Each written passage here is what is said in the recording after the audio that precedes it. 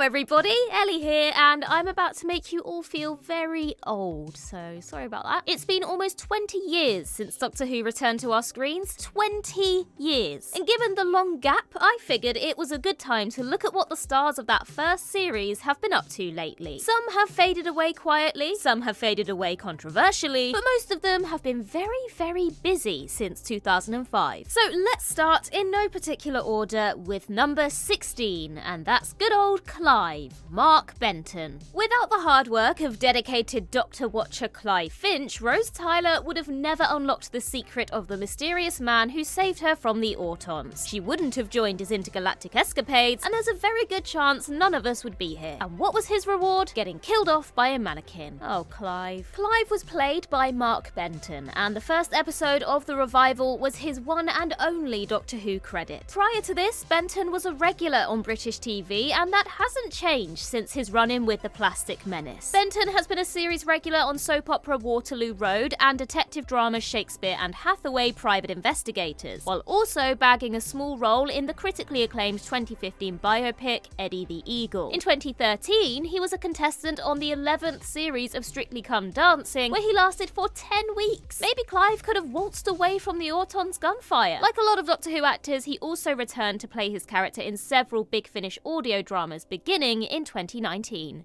Number 15, Simon Callow. For the Doctor and Rose's first brush with a historical figure, they travelled back to Victorian Cardiff and had a run-in with old fancy words himself, Charles Dickens. The legendary author helped round up some pesky Gelth, creatures that were threatening to possess the bodies of the entire human race. Bringing Dickens to life was no easy feat though, which is why the task was given to Olivier Award-winning thespian Simon Callow. Not to be confused with talent show judge Simon Cowell. Very different people. Callow's filmography prior to Who was enormous, and he hasn't slowed down since his battle with the gaseous ghosts. In the 2020s, he's been in huge TV shows like Hawkeye and The Witcher, and in 2017, he appeared in a movie called The Man Who Invented Christmas, which is all about Charles Dickens. Small world, really. He returned to the Whoniverse in 2009 as the voice of Tree Lawn Acre Slitheen Blathereen in the Sarah Jane Adventures, before embodying Charlie Boy once again very briefly in The Wedding of River Song. He'll be next seen in Winnie the Pooh Blood and Honey 2. Hey look, he's gotta pay the rent somehow. Number 14, Eve Miles. Though she may not have been a world-famous writer, Gwyneth was still vital in helping the Doctor and Rose stop the Gelth. Her psychic ability made her the perfect conduit for the invading spirits, but she ultimately chose to destroy herself to save the rest of humanity. Gwyneth was played by Welsh actress Eve Miles, because Russell T Davies was hell-bent on giving every single person in Wales a role during his first tenure in charge. Miles would go on to appear in the BBC's Little Dorrit, a Charles Dickens adaptation, alongside Arthur Darvill and Freema Agyeman, and then in 2018 she featured in another RTD series, A Very English Scandal, where she played a character also called Gwen. She was most recently seen in the 2023 Apple TV Plus series Hijack opposite Idris Elba. But of course, Miles is most famous for joining the Torchwood spin-off as Gwen Cooper, which ran for 4 series between 2006 and 2011. Gwen would crop up in the Doctor Who Series 4 finale Journey's End, where the Doctor and Rose joke about how similar she looked to that brave girl they met in 1869. Number 13, Florence Ho.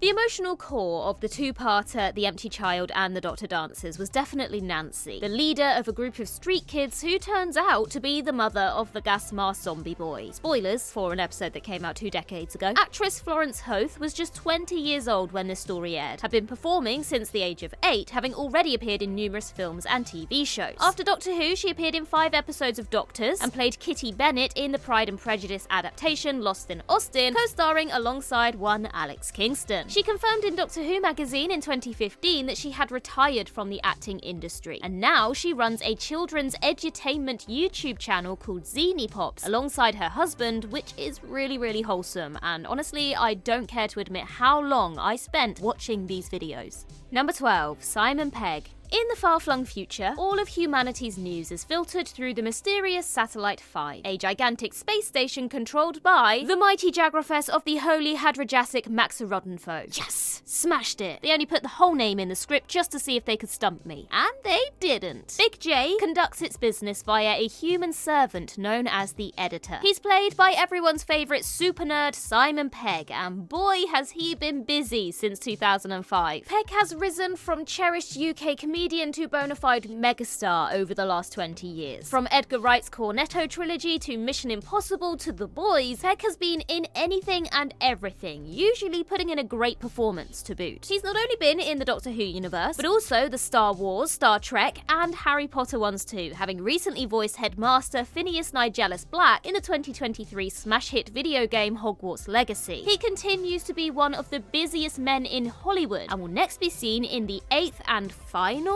Mission Impossible movie in 2025.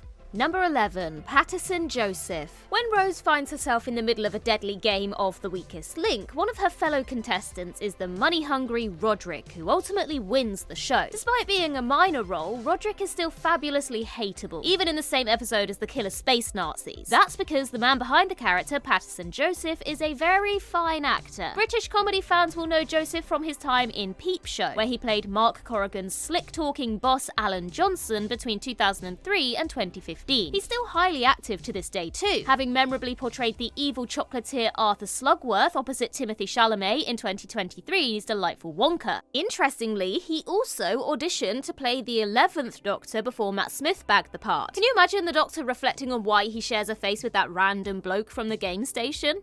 Number 10. Joe Joyner. The death of Linda with a Y in Series 1 finale The Parting of the Ways is still one of the most haunting Doctor Who moments. The brave Big Brother contestant is cornered by the Daleks, who blast her into space by shattering the glass window protecting her. It's a tragic scene, in large part because Linda was so damn likeable. At the time, actress Joe Joyner was enjoying a regular role in the Channel 4 show No Angels, created by Doctor Who writer Toby Whithouse, who penned episodes like School Reunion, The God Complex, and The Lie of the Land. Post-2, Joyner assumed her most recognisable role to date as Tanya Branning in EastEnders, appearing in 679 episodes between 2006 and 2018, which is mental. Interestingly, she also plays Luella Shakespeare in the ongoing series Shakespeare and Hathaway Private Investigators, alongside the aforementioned Mark Benton. Now, Benton was killed in the first episode of Series 1, and Joyner was killed in the last. Life is funny sometimes. Or maybe it's just a coincidence, but maybe not.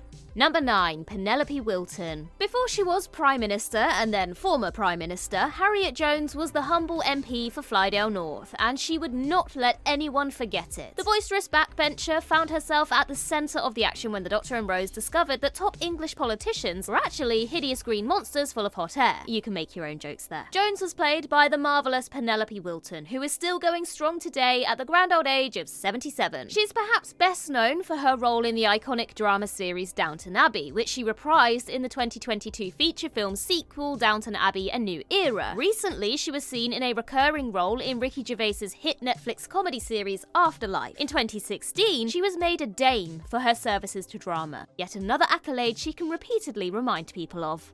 Number 8. Bruno Langley. Halfway through Series 1, RTD decided to showcase what a truly awful companion would look like. Enter Adam Mitchell. At first, he seems like a good egg, but a trip to the future reveals Adam's true nature when he attempts to steal information to make himself rich. This short-lived TARDIS traveller was played by Bruno Langley, who is best known for his long-running role as Todd Grimshaw in Coronation Street between 2001 and 2017. His acting career came screeching to a halt when he was charged with 2 counts of sexual assault in 2017. He pleaded guilty soon after and was ordered to serve a 12-month community order and attend rehabilitation. His Corrie contract was terminated and he hasn't returned to the show since. In fact, Langley hasn't been seen on TV or film since his conviction. In 2021, he attempted to relaunch himself as a musician, though apparently that didn't go down too well.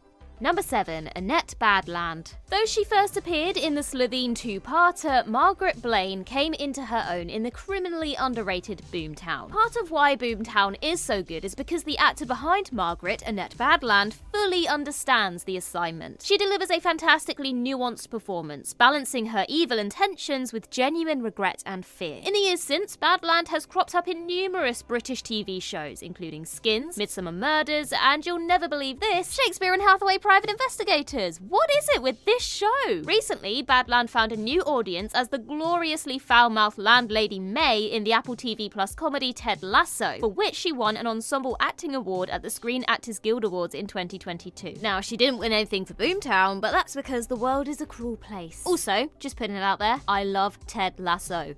Number 6. Shawn Dingwall. In one of the most emotional episodes of Doctor Who ever, Rose returns to the day of her father's death to be by his side in his dying moments. Of course, she mucks the whole thing up by saving his life, but look, she was just doing her best. Daddy Tyler, or to give him his boring name, Pete, was played by Shawn Dingwall, who effortlessly inhabits this kind-hearted dreamer. Dingwall would reappear as alternate universe Pete in 2006, eventually coming to his daughter's aid by saving her from the void. Dingwall has enjoyed a steady career over the last 2 decades. In 2010, he memorably featured in Only Fools and Horses' prequel series Rock and Chips as Del Boy's father, Reg Trotter. He then made the jump to Hollywood in 2017, starring alongside Donald Gleason and Margot Robbie in Goodbye Christopher Robin, before returning to play Pete in the 2019 Big Finish audio series Rose Tyler: The Dimension Canon. Number 5. Noel Clarke. Noel Clarke appeared in the very first episode of Series 1 as Rose's sweet yet unremarkable boyfriend, Mickey Smith. Over the next few years, Mickey would go from tin dog to confident leader, forging his own path in a parallel world. He then also married Martha Jones, which was weird. Clarke gained massive prominence following the release of 2006's Kidulthood, a no-punches-pulled look at teenage life on the streets of London. Clarke wrote and starred in the movie and directed its 2 sequels, 2008's Adulthood and 2016's Brotherhood, becoming known as one of the hardest-hitting storytellers in UK cinema. In the interim, he also had a minor role in 2013 blockbuster Star Trek Into Darkness. In 2021, he was accused by dozens of women of bullying and sexual harassment. Clarke's career was effectively halted. His recently awarded BAFTA for Outstanding British Contribution to Cinema was revoked, and he's been out of the spotlight ever since. Clarke swiftly denied the claims, and in 2023, he filed a £10 million defamation suit against The Guardian, which had published 8 articles detailing various accusations against him. It remains to be seen whether or not Clarke will win the case. He hasn't been seen in TV or films since the accusations in 2021 though.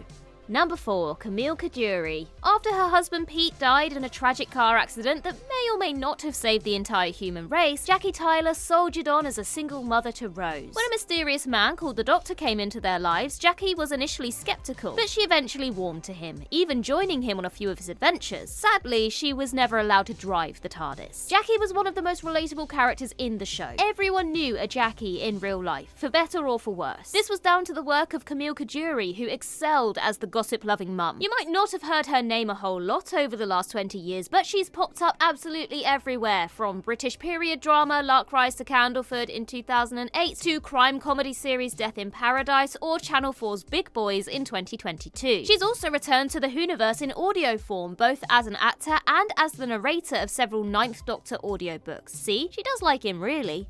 Number 3. John Barrowman. With Adam out of the way, the door was open for another new companion to join the TARDIS crew, and that vacancy was filled by dashing former time agent and future face of Bow, Captain Jack Harkness. He didn't last long though and was killed at the Battle of Satellite 5, only for Rose to accidentally grant him immortality. And the rest, as they say, is history. More so than most Series 1 stars, John Barrowman has enjoyed a successful mainstream career since those early revival days. He of course returned to Doctor Who multiple times, most recently in 2021's Revolution of the Daleks, and led the Torchwood spin-off until its final series in 2011. Away from the Whoniverse, he appeared in the Oscar-winning movie Zero Dark 30 in 2012, chowed down on some goat's eyes in I'm a Celebrity Get Me Out of Here in 2018, and joined the judges panel for Dancing on Ice in 2020. In the wake of the Noel Clarke allegations, though, stories of John Barrowman's inappropriate on-set behaviour over the years began to surface. He apologised for reportedly exposing himself while making Doctor Who, saying that his actions were, quote, only ever intended in good humour. Soon after, Big Finish pulled the Torchwood audio drama Absent Friends from their release schedule, and ITV announced that he would not be returning to Dancing on Ice. But despite the controversy, Barrowman recently stated that he'd love to return to Doctor Who if given the chance.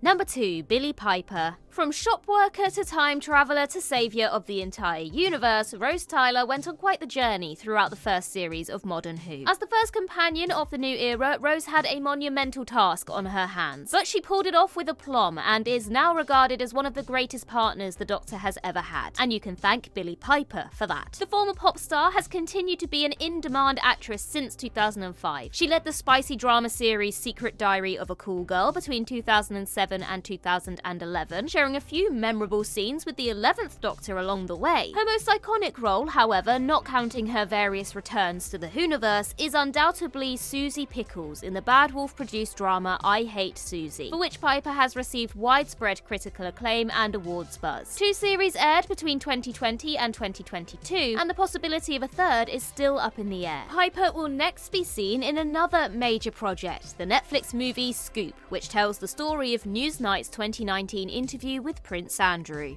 And number 1, Christopher Eccleston. Without Christopher Eccleston stepping into the luscious leather jacket of the 9th Doctor, there wouldn't be Doctor Who as we know it today. His gritty stoicism and dynamic presence attracted millions of new fans to the show and reassured the old ones that things were in good hands. Despite exiting under controversial circumstances, Eccleston has been a very busy guy since turning into David Tennant. He was the baddie in major Hollywood productions Thor: The Dark World and G.I. Joe: The Rise of Cobra, and appeared in 23 episodes of HBO's The Leftovers during the mid-2010s, receiving a handful of Critics' Choice Award nominations in the process. More recently, we saw him play the role of Fagin in CBBC's Dodger, in which we finally got to see the 9th Doctor cross paths with River Song, as Alex Kingston also had a recurring role in that show. He returned to play the 9th Doctor on audio from 2021 onwards, and can currently be seen in Season 4 of another HBO show, the crime series True Detective. He continues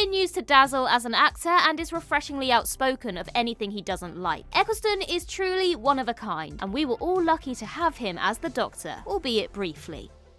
And there you have it. But while we're on the topic of Doctor Who actors, why not check out why every lead actor left Doctor Who? In the meantime, I've been Ellie with Who Culture, and in the words of River Song herself, goodbye, sweeties.